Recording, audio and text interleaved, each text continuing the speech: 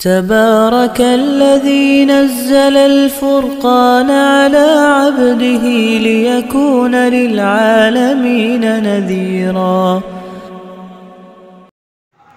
اسلامی تاریخ۔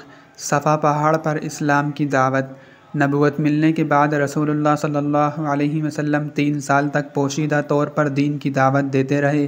پھر اللہ تعالیٰ کی طرف سے حضور صلی اللہ علیہ وسلم کو کھلم کھلا اسلام کی دعوت دینے کا حکم ہوا۔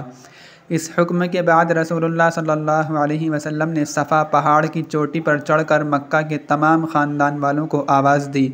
جب سب لوگ جمع ہو گئے تو آپ نے فرمایا، اے لوگوں، اگر میں تم سے یہ کہوں کہ اس پہاڑ کے پیچھے ایک لشکر آ رہا ہے جو عنقریب تم پر حملہ کرنے والا ہے، تو کیا تم اس بات کا یقین کرو گے؟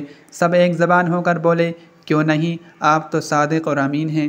پھر آپ صلی اللہ علیہ وسلم نے فرمایا، لوگوں، ایک اللہ پر ایمان لاؤ اور بتوں کی عبادت چھوڑ دو۔ میں تم کو ایک سخت عذاب سے ڈرانے اور آگاہ کرنے آیا ہوں جو بالکل تمہارے سامنے ہے۔ یہ سن کر سبھی لوگ سخت ناراض ہوئے۔ ان میں سے آپ صلی اللہ علیہ وسلم کا سگا چچا ابو لہب آپ کے ساتھ سخت کلامی سے پیش آیا، جس کے جواب میں اللہ تعالیٰ نے ابو لہب اور اس کی بیوی ام جمیل کی تباہی کے بارے میں سورہ لہب نازل فرمائی۔